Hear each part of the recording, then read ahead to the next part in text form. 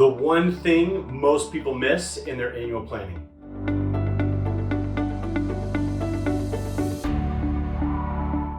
Hi, my friends, Clint Stitzer with Stitzer Properties and the Purposeful Practitioner here.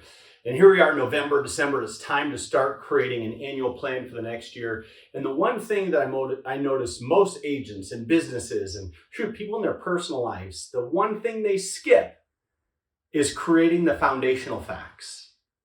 I mean, and it's crazy because if you were to go into Google Maps or Apple Maps or anywhere and say, hey, take me to this place where I want to be, the ultimate goal, take me there. Well, unless Google Maps and Apple Maps knows exactly where you're at right now, the information is going to be useless on how to get where you want to go. Okay, but most people skip this step. Why? Because it's inconvenient to take the time to collect all the information, or sometimes it's uncomfortable to face the reality that where we're at right now isn't where we ultimately want to be. And so it just becomes this step that doesn't feel good and people skip. But unfortunately, unless we know where we're at, how do we really know that we're creating an attainable plan to get where we want to go? So when we're creating a plan, and by the way, I'll talk about this multiple times, we're offering 3 business planning workshops for 2023, 2 in November, 1 in December. We're hosting them at the Builders Association of Northern Nevada. They're free. Anyone's welcome to come. We'd love to help you make a plan for 2023. One of the main things we do is establish foundational facts for your practice. Okay, and we look at a few areas. Area number 1 is we look at your prospecting activities. What are the activities that you are taking to generate leads? Okay, if you're the type that works a sphere and past clients, how many people are in your database? How many people are in your sphere and past client database? How many call attempts did you make to that sphere and past client database? How many conversations? How many appointments scheduled? How many held?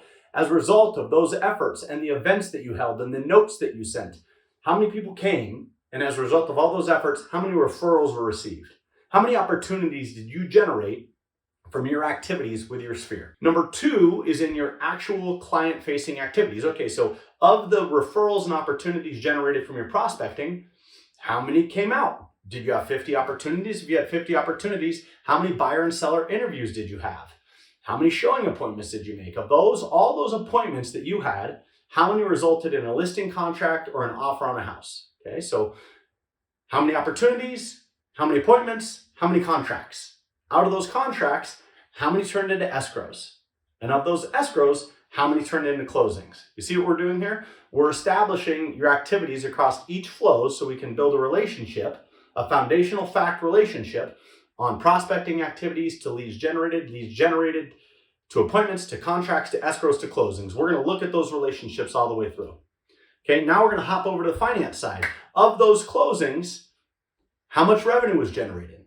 What was your average percentage based on the sales volume?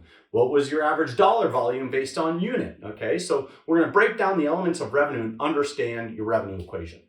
Based on total revenue generated, now let's look at your business expenses in addition to your brokerage fees, what you had to pay for your CRM, what you paid for additional marketing, what you paid for your property marketing, what you paid for association, all of your business expenses. What did we spend there? All right. And what was our pre-tax take home? How much did we take home after tax? Was your after-tax take home? Okay. And once we have that after-tax take home, how much of that did we spend and how much of that did we save? All right. So when we're making a business plan associated with a financial outcome, we want to look at the entire set of foundational facts, from prospecting to leads generated, to contracts written, to closings generated, to revenue generated. From that revenue, what was our expenses? What was our take home? From our take home, how much did we keep? How much did we spend? Okay. Only from there are we going to be able to create a plan to achieve your goals. All right, my friends. So that is the one thing that most people skip. It takes some work. It takes some discovery, but it is the most important step to actually building a plan that's going to get you where you want to go. And that is foundational facts. If you want to talk about it, feel free to shoot me an email, give me a call. This is Clint Stitzer wishing you great success in your real estate practice. Thanks for watching.